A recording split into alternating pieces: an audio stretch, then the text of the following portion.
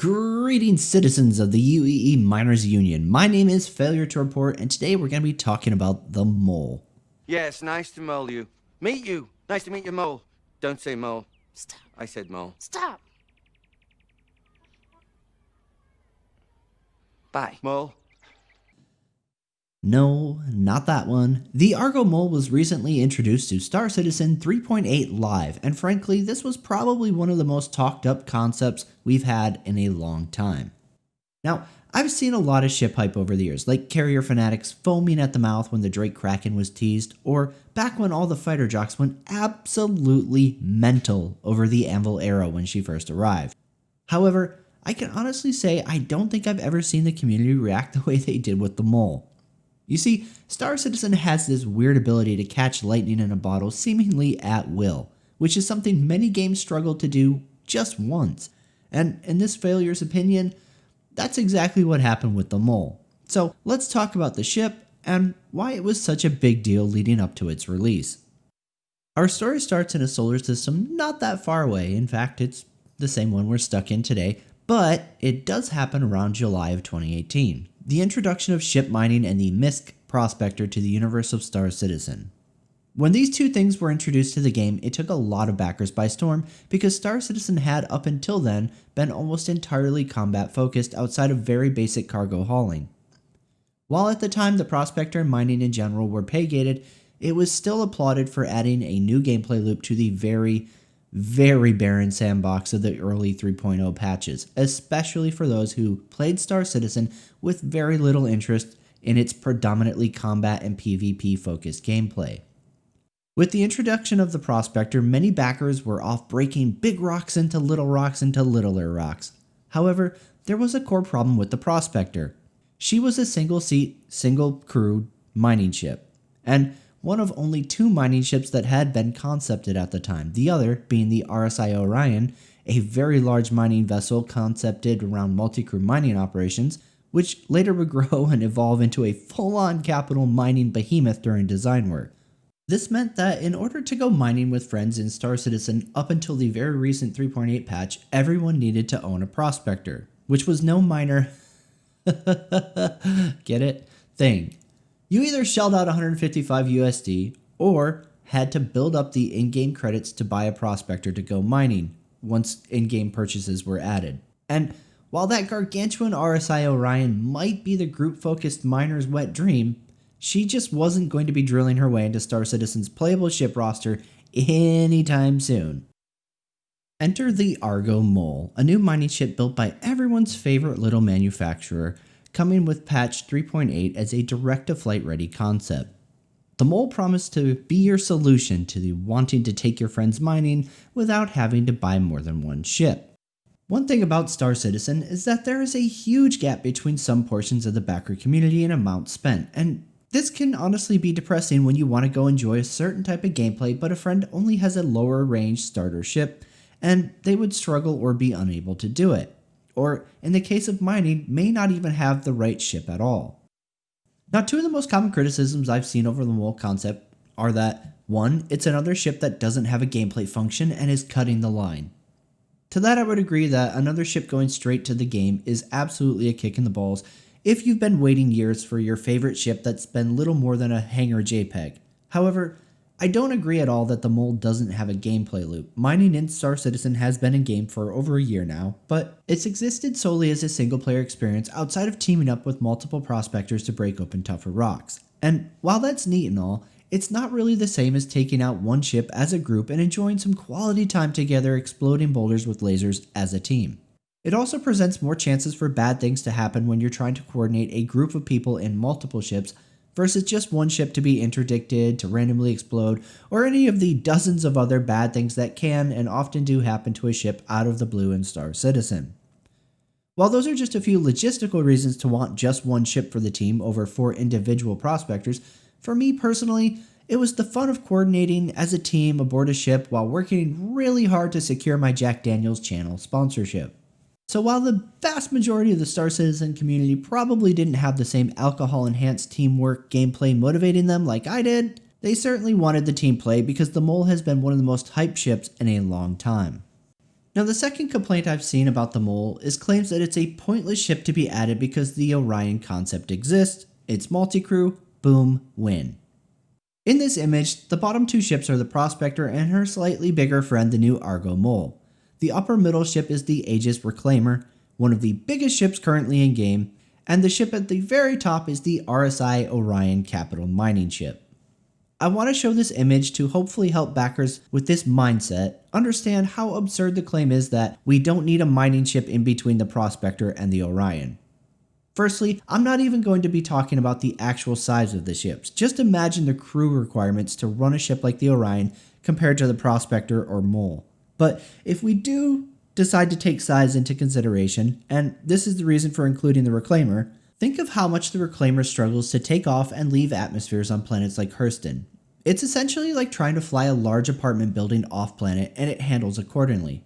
There were some patches in the past where just leaving Lorville was nearly a 15-minute adventure in holding down your keybind for upward thrust because the ship wanted to fall back into the planet's surface like a 9,500-ton bomb.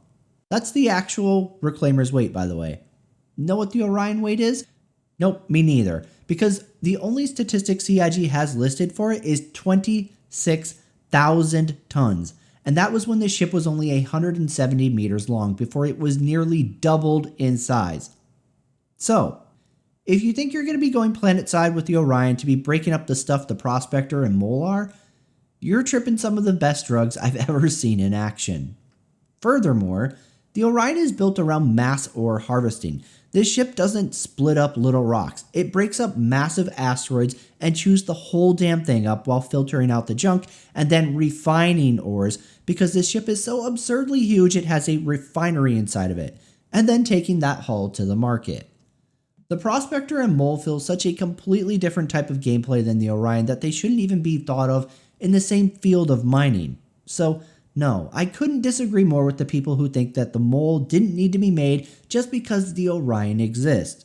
Furthermore, I'd like to say that regardless of any of the potential gripes about the Mole, it's one of the very few non-combat ships CIG has come up with in recent years that actually applies to a game mechanic that you can log in right now and play, compared to things like salvage, refueling, search and rescue, and so on.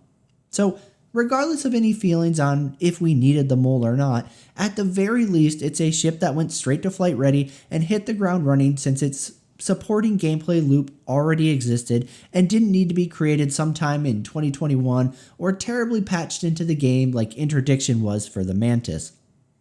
Alright, that's enough opinion. I've just seen some complaining about the Mole, and it honestly bugged me because this is one of the first ships in a long time out of Cloud Imperium that I think actually had a place in the current game's mechanics and filled a void that the player base has wanted for some time. So anyways, let's talk about the Mole's statistics and how she is in the actual game.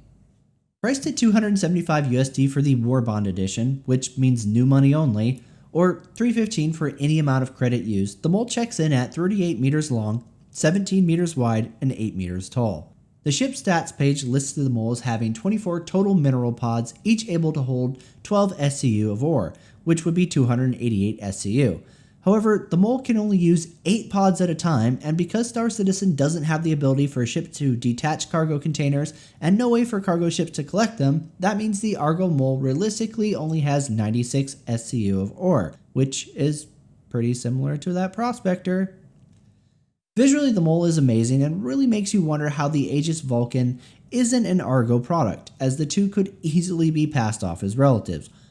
All of the engines on the Mole have some form of animation, be it the rear cluster opening up and spreading out when leaving landing format, or the side engines being able to rotate in and out of VTOL format for planetary operations. I'm also very much a fan of the styling used on the interior of this ship.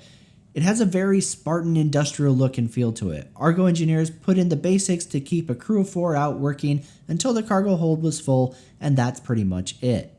There's a crew quarters that includes a shower, bunks to sleep 4, and some locker space.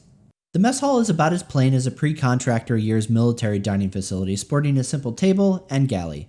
Forwards of the mess, you have a corridor with ladder access to the nose mining turret, and beyond, a set of doors to the cockpit.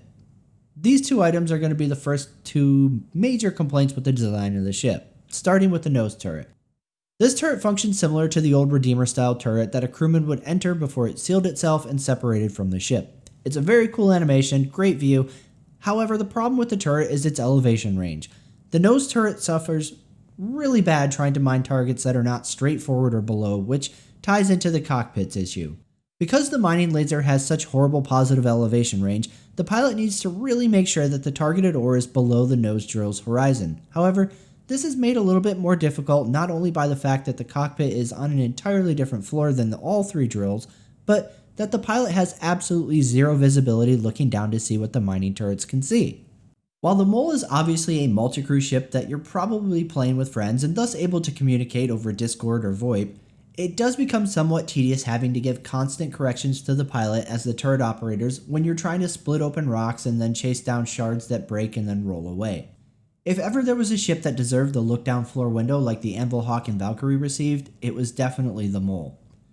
One of the other somewhat inconvenient aspects of mining with the Mole are the two side turrets. While this complaint isn't necessarily meant to be a deal breaker and more of a cautionary tale, the side turrets on the Mole are not the same as the nose turret.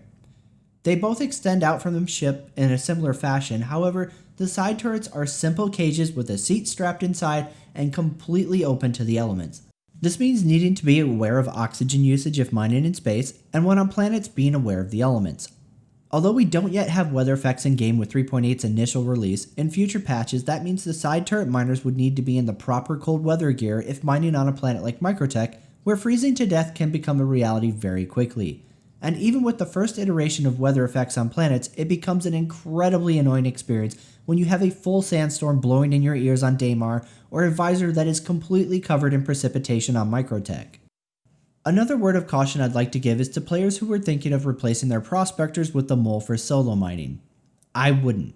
While the Mole does come equipped with size 2 mining lasers over the prospector size 1, it is incredibly cumbersome flying around while scanning for ore, locating a node, exiting the pilot seat and running down the ladder to the nose turret, deploying the turret and hoping you're both close enough to the ore and that you're pitched correctly to allow the nose turret enough traversal to mine the rock and then collect broken shards.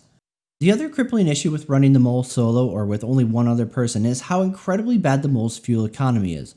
Similar to how the 890 jump was introduced with a capacity way too small to support doing anything, the Mole runs out of fuel at a crazy quick pace while also seeming to never scoop fuel either, under any circumstances that I was able to test.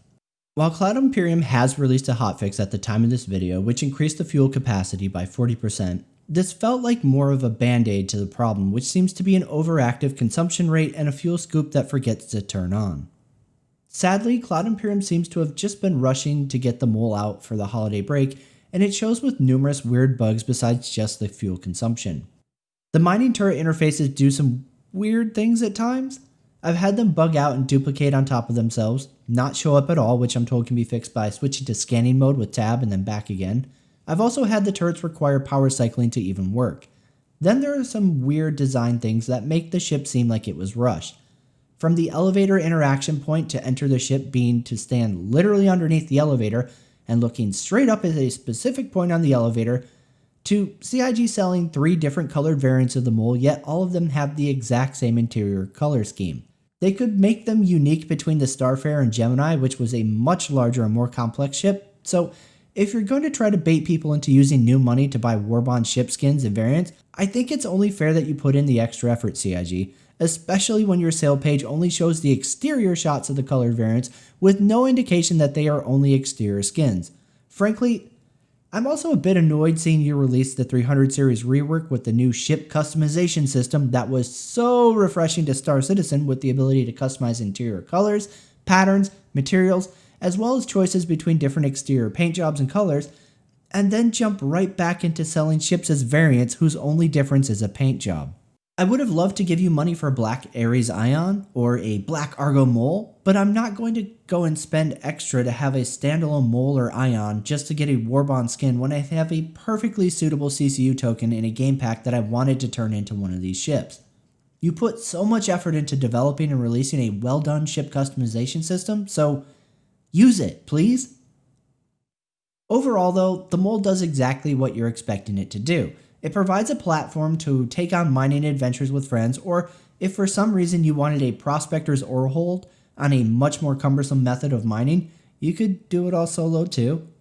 While I'm not a huge fan of war bond sales, I was actually pleasantly surprised to see Cloud Imperium price the mole at $315 with credit for being a direct purchase or cross-chassis upgrade. Although I had guessed the price range would end up being somewhere between $3 and $350, I was honestly expecting my $350 price tag to be on the optimistic side when it comes to CIG pricing.